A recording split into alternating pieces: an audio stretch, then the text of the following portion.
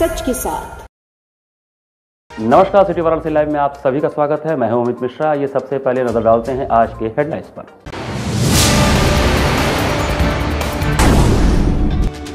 उपराष्ट्रपति वेंकैया नायडू सपरिवार पहुंचे काशी। दशाश्वमेध घाट पर होने वाले दैनिक गंगा आरती में हुए शामिल। नगर के मसीही समाज के लोगों ने श्रद्धा भाव के साथ मनाया गुड फ्राइडे। गिरजाघरों में आयोजित हुआ विशेष प्रार्थना सभा। दशाश्वमेध घाट स्थित सप्त मातृका सिद्धपीठ श्री बड़ी शीतला माता धाम में आयोजित हुआ 5 दिवसीय वार्षिक श्रृंगार संगीत महोत्सव। और गुलाबबाग स्थित भाजपा कार्यालय में आयोजित हुआ जनजाति कल्याण सम्मान समारोह। और अब समाचार विस्तार से। भारत के उपराष्ट्रपति वेंकैया नायडू शुक्रवार की शाम 2 दिवसीय काशी यात्रा पर सपरिवार काशी पहुंचे। उपराष्ट्रपति वेंकैया नायडू परिवार के साथ 2 दिवसीय काशी यात्रा पर शुक्रवार शाम 6:05 पर पहुंचे। अयोध्या से दर्शन पूजन के बाद ट्रेन से मड़वाडीह बनारस रेलवे स्टेशन पहुंचे। स्टेशन पर वाराणसी पुलिस कमिश्नर ए सतीश गणेश, मंत्री रविंद्र जायसवाल, मेयर मृदुला जायसवाल, कैंट विधायक सौरभ श्रीवास्तव बनारस स्टेशन स्वागत के लिए पहुंचे। स्टेशन परिसर में भरतनाट्यम, अयोध्या रामरथ फरवारी नृत्य, गाजीपुर का धोबिया नृत्य, बुंदेलखंड का राई लोक नृत्य के साथ कलाकारों ने उपराष्ट्रपति वेंकैया नायडू और यूपी के राज्यपाल आनंदीबेन पटेल का स्वागत किया। गंगा आरती देखने के बाद BLW गेस्ट हाउस जाएंगे। रात्रि प्रवास के बाद अगले दिन शनिवार को सुबह 9 बजे श्री काशी विश्वनाथ धाम पहुंचेंगे।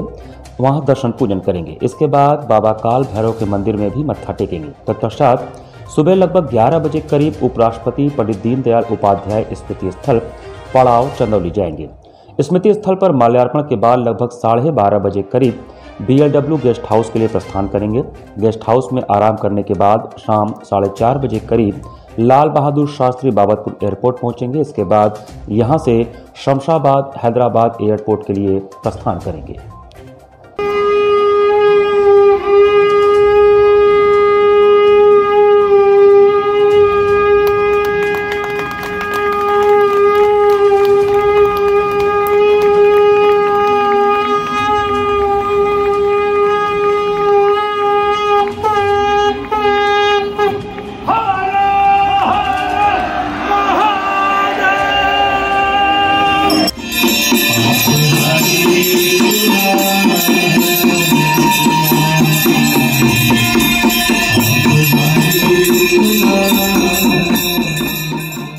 मसीही समाज के लोगों ने श्रद्धा भाव के साथ गुड फ्राइडे मनाया।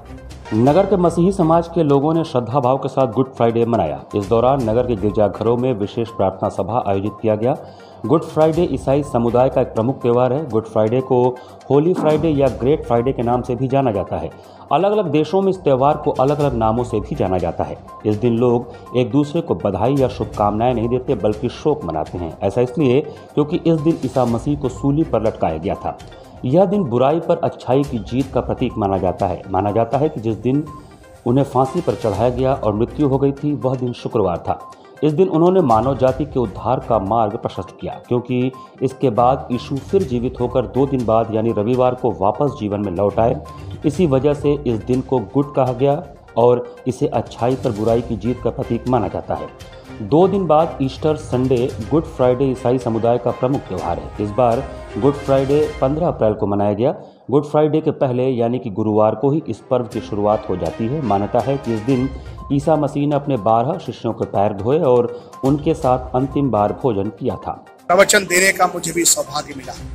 गुड फ्राइडे, जिसको हम हिंदी में शुभ शुक्रवार कहते हैं, यह एक ऐसा दिन है जिसमें हम प्रभु यीशु मसीह के क्रूस पर से कहे हुए 7 वचनों पर मनन करते हैं। वे वचन हमें जीवन की अनुभूति कराते हैं और उसके अर्थ को प्रदर्शित करते हैं। प्रभु यीशु मसीह ने सबसे पहली वाणी कही कि हे पिता, इन्हें क्षमा कर, क्योंकि ये नहीं जानते ये क्या कर रहे हैं। हम सोचते हैं कि छोटे पहले क्षमा मांगना चाहिए, लेकिन प्रभु का वचन कहता है परमेश्वर पहले हमें क्षमा करता है और क्षमा करने वाला हमेशा बड़ा होता है, क्योंकि उसका हृदय प्रेम से भरा हुआ रहता है। परमेश्वर के पुत्र प्रभु यीशु मसीह ने उसी प्रेम का प्रकटीकरण किया जब उन्होंने उन तमाम लोगों को क्षमा कर दिया जिन्होंने उसका ठट्टा उड़ाया, मजाक बनाया और क्रूस पर उन्हें चढ़ा दिया। गुलाबबाग स्थित भारतीय जनता पार्टी कार्यालय में जनजाति कल्याण सम्मान समारोह का आयोजन किया गया। जनजाति कल्याण सम्मान समारोह का आयोजन गुलाबबाग स्थित भारतीय जनता पार्टी कार्यालय में किया गया। प्रधानमंत्री नरेंद्र मोदी के आत्मनिर्भर भारत को साकार रूप देने वाले विशिष्ट जनों को गुलाबबाग स्थित कार्यालय में विधान परिषद सदस्य लक्ष्मण आचार्य के द्वारा सम्मानित किया गया। इस कार्यक्रम में बड़ी संख्या में लोग मौजूद थे और जो लोग स्वयं रोजगार कर रहे हैं तथा औरों के लिए भी रोजगार का सृजन कर रहे हैं, ऐसे लोगों को सम्मानित किया गया। कार्यक्रम में विधान परिषद सदस्य लक्ष्मण आचार्य ने कहा कि यह माननीय प्रधानमंत्री का सपना है आत्मनिर्भर भारत, और इसमें उन लोगों को सम्मानित किया जा रहा है जो साड़ी, बुनाई, मिट्टी के बर्तन, कुटीर उद्योग जैसे कार्य कर रहे हैं और समाज के लोगों को भी फायदा पहुंचा रहे हैं। सम्मान समारोह में उन लोगों का अंगवस्त्रम एवं माल्यार्पण करके स्वागत किया गया। इस कार्यक्रम में भाजपा के महानगर अध्यक्ष विद्यासागर राय एवं जिला अध्यक्ष हंसराज विश्वकर्मा सहित बड़ी संख्या में कार्यकर्ता मौजूद थे। भारतीय जनता पार्टी अनुसूचित जनजाति मोर्चे द्वारा यह कार्यक्रम किया गया है। इससे समाज में लोग आत्मनिर्भर होने के लिए क्या क्या विविध क्षेत्रों में कौन सा कार्य कर रहे हैं, कोई साड़ी के क्षेत्र में, कोई मिट्टी के बर्तन बनाने के क्षेत्र में, या कुटीर उद्योग के माध्यम से, या स्वयं सहायता समूह के माध्यम से स्वयं आत्मनिर्भर होना, और समाज के बड़े तबके को भी आत्मनिर्भर बनाने की दिशा में काम करना। आदरणीय प्रधानमंत्री जी का यही तो संकल्प है, आत्मनिर्भर भारत। तो वह आत्मनिर्भर भारत वह गांव में, वह शहरों में, मोहल्लों में, जो भी समाज में विविध क्षेत्रों जुटे लोग हैं, वह अपने जीवन में आत्मनिर्भर बने और लोगों को इस दिशा में पहल करें। ऐसे कुछ विशिष्ट लोगों को जो इस दिशा में काम कर रहे हैं, ऐसे कुछ विशिष्ट लोगों को यह जनजाति मोर्चा अपने उस समाज के लोगों को सम्मानित करने का यह आयोजन की है। दराश्वमेध घाट स्थित बड़ी शीतला माता का 5 दिवसीय श्रृंगार एवं संगीत महोत्सव श्रृंगार पधावा विराट आरती एवं संगीत के साथ प्रारंभ हुआ। दराश्वमेध घाट स्थित सप्तमात्रिका सिद्धपीठ श्री बड़ी शीतला माता माई धाम में मां शीतला का 5 दिवसीय वार्षिक श्रृंगार संगीत महोत्सव गुरुवार को मां शीतला के श्रृंगार पधावा विराट आरती और गायन वादन नृत्य के साथ प्रारंभ हुआ। पंडित पुरुषोत्तम पांडे व अविनाश पांडे ने षोडशोपचार से पूजन किया। मध्यरात्रि के बाद भव्य और ऐतिहासिक सैकड़ा घीव की बाती वाली और 21 किलो कपूर की रजत खप्पर विराट आरती महंत पंडित शिव प्रसाद पांडे ने उतारी। शनिदेव महाकाल डमरू दल के सदस्यों के डमरू के निनाद और भक्तों के जयकारे से मां शीतला का दरबार गूंज उठा।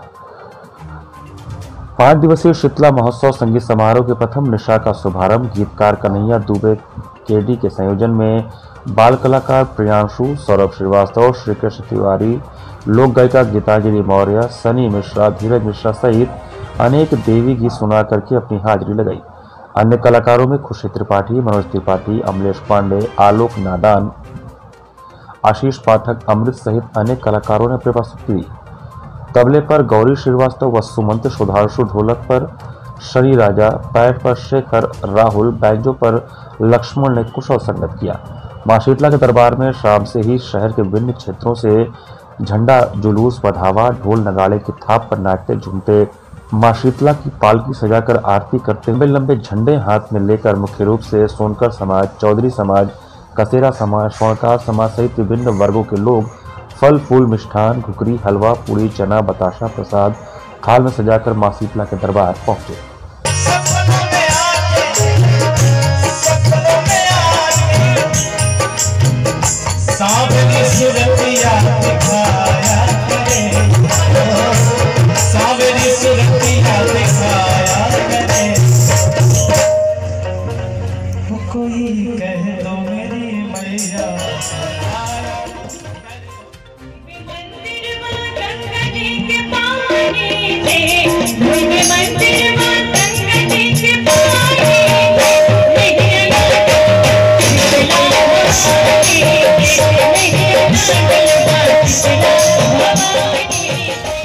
यहाँ पर वक्त चला छोटे से ब्रेक का। बने रहिए सिटी वाराणसी लाइव के साथ। वाराणसी लाइव, सच के साथ। I'm a great mother.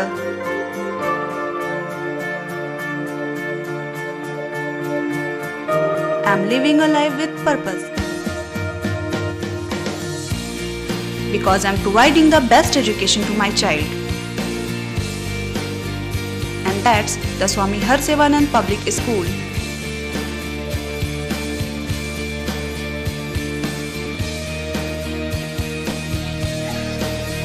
Harsevanand Public School provides value-based education. Admission open for nursery to class 11th. Harsevanand Public School and Hostel, Garwa Ghat, Banpurwa and Jagatganj, Varanasi. National Hindi school CBSE से मान्यता प्राप्त कक्षा 12 तक science और commerce, जहां पर आपके बच्चों की शिक्षा के साथ साथ स्वास्थ्य का भी पूरा ध्यान रखा जाता है। साइंस, मैथ एवं कंप्यूटर लैब, सुसज्जित लाइब्रेरी, वाहन की उत्तम व्यवस्था, विभिन्न खेलों की शिक्षा, बच्चों के शारीरिक एवं मानसिक विकास हेतु योगा का प्रशिक्षण सुविधा।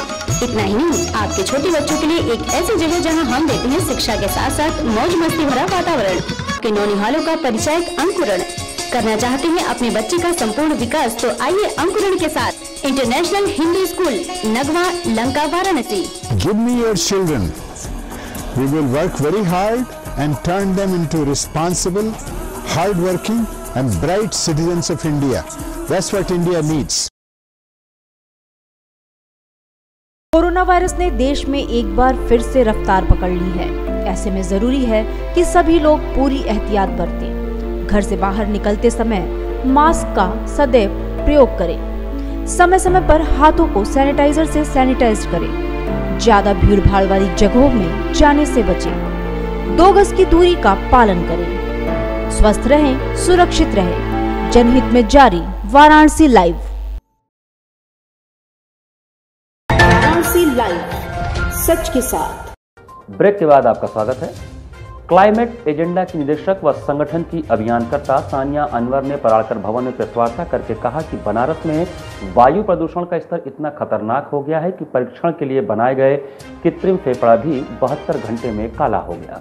शुक्रवार क्लाइमेट एजेंडा के 100% उत्तर प्रदेश अभियान के अंतर्गत पराड़कर भवन में प्रेस वार्ता का आयोजन किया गया। क्लाइमेट एजेंडा की निदेशक व संगठन की अभियानकर्ता सानिया अनवर ने कहा कि बीते 10 अप्रैल को 80 घाट पर संस्था द्वारा कृत्रिम फेफड़े को स्थापित किया गया था, जो कि उच्च दक्षता वाले फिल्टर से बने होने के बावजूद भी महज 3 दिनों में प्रदूषण कारण काला हो गया। वहीं एकता शेखर ने कहा कि बिल्कुल सफेद फेफड़ों का 72 घंटों में काला हो जाना इस बात का प्रमाण है कि वाराणसी समेत प्रदेश के अन्य शहरों में वायु प्रदूषण अब एक अहम सवाल बन चुका है। यह अभियान आम जनता से लेकर जनप्रतिनिधियों के बीच जागरूकता पैदा करने की दृष्टि से चलाया जा रहा है। अभियान के अगले चरण में हमारी टीम अब मुख्य धारा के सभी राजनीतिक दलों का प्रदूषण के मुद्दे पर ध्यानाकर्षण का प्रयास करेगी। सभी दलों के कार्यालय में जाकर उन्हें ज्ञापन सौंपते हुए प्रदूषण के स्थायी हल के लिए प्रेरित किया जाएगा। बनारस में वर्तमान में विद्युत वाहन और सौर ऊर्जा के क्षेत्र में जो परिवर्तन दिखे हैं, सुखद होने के साथ साथ नाकाफी हैं। अभियान दल संबंधित मंत्रालयों को विज्ञापन के माध्यम से इस मुद्दे पर संवेदनशील बनने का प्रयास करेगा। कैंपेन के माध्यम से हम लोगों ने लोगों की पेटिशन ली है। 2 तरीके से पेटिशन हम ले रहे हैं। एक ऑनलाइन पेटिशन ले रहे हैं लोगों से कि वो इसमें समर्थन दे, उसमें कुछ मांगे रखी गई हैं, और ऑफलाइन पेटिशन है। और उस दोनों ही में जो समर्थन मिल रहे हैं उससे हम लोग काफ़ी उत्साहित हैं। ऑफलाइन पिटीशन में 20,000 से ज़्यादा लोगों ने अभी तक बनारस में जो है सिग्नेचर किए हैं, और ऑनलाइन पिटीशन में अभी तक 4,000 से ज़्यादा सिग्नेचर आ चुके हैं। और ये सारे जो सपोर्ट हैं वो इकट्ठा करके हम मिनिस्ट्री ऑफ एनवायरनमेंट के पास जाएंगे और उनसे मांग करेंगे कि जो भी योजनाएं हैं उसको समयबद्ध तरीके से लागू करें और मजबूती से लागू करें उत्तर प्रदेश में। ज्येष्ठ मास के शुक्ल पक्ष की दशमी को होने वाले गंगा दशहरा को इस वर्ष दिव्यता और भव्यता के साथ मनाया जाएगा।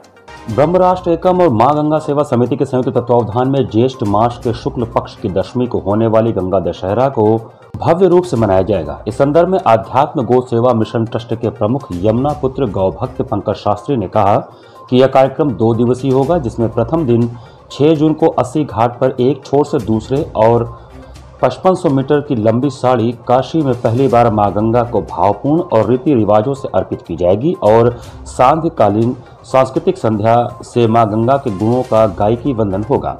दूसरे दिन 7 जून को अन्नकूट का 56 भोग लगाया जाएगा, जिसमें लाखों श्रद्धालुओं को दर्शन भोग के पश्चात महाप्रसाद का वितरण किया जाएगा।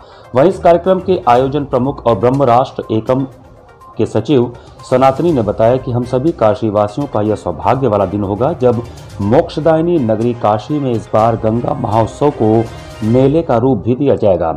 सचिन जी ने यह भी बताया कि मां गंगा सदियों से हमारी सांस्कृतिक और सभ्यता को विकसित करती आ रही हैं और पाप नाशनी गंगा के इस विराट प्राकट्य उत्सव को धूमधाम से मनाया जाएगा।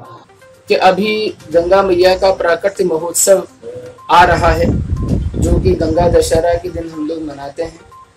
तो इस बार क्योंकि 2 कथा यहाँ पूर्व में हुई हैं प्रभु कृपा से, तो हमारे मन में ये मनोरथ हुआ कि क्यों ना हम सभी मिलके माँ गंगा का प्राकट्य महोत्सव यहाँ मनाएं काशी में।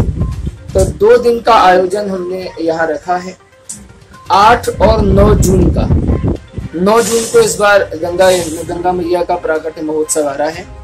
तो 8 तारीख को पहले दिन जो मनोरथ रहेगा वो दिव्य शोभा यात्रा यहाँ से रहेगी और हम लोग 80 घाट पहुंचेंगे।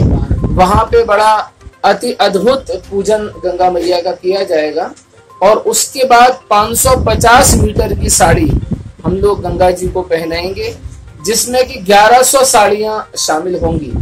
विशेष इसमें यह है कि जो साड़ियां गंगा मैया को पहनाई जाएंगी वो काशी की जो भक्तजन माता बहनें हैं उनके द्वारा प्रदान की हुई साड़ियां होंगी।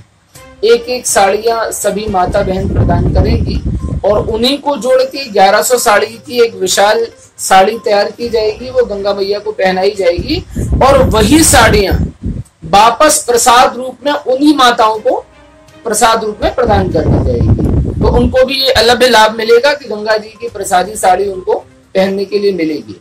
दूसरा, 9 तारीख जिस दिन गंगा दशहरा है उस दिन गंगा मैया का प्राकट्य महोत्सव है। तो हमें लगता है कि प्रथम बार इस तरह का आयोजन काशी में संभवतया हो सकता है, पहले हुआ हो मेरी जानकारी में नहीं है, पर जितना पता है कि इतना विशाल 56 भोग गंगा मैया का यहाँ किया जा रहा है, जो कि आप लोग दर्शन करेंगे तो निश्चित रूप से अद्भुत होगा और अविस्मरणीय होगा।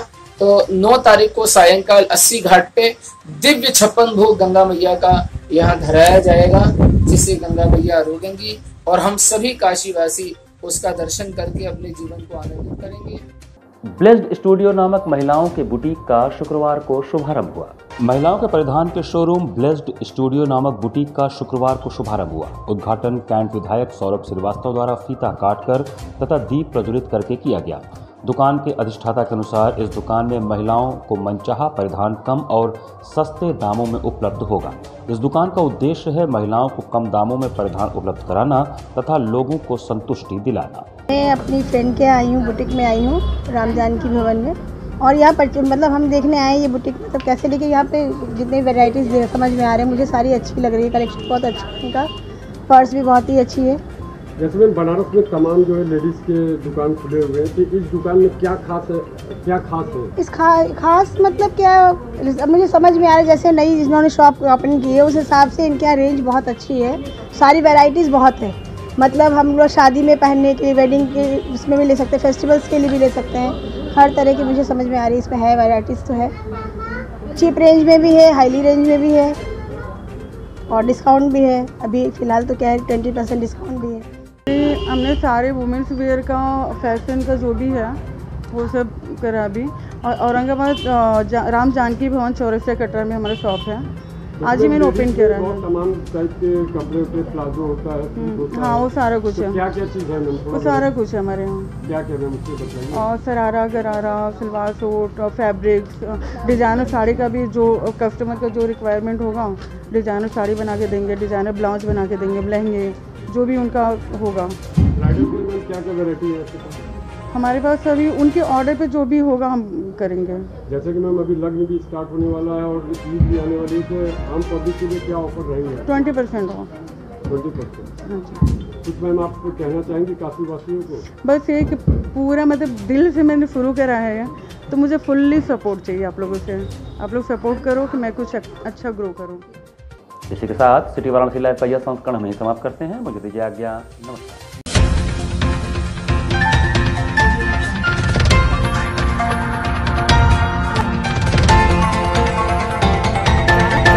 लाइव सच के साथ।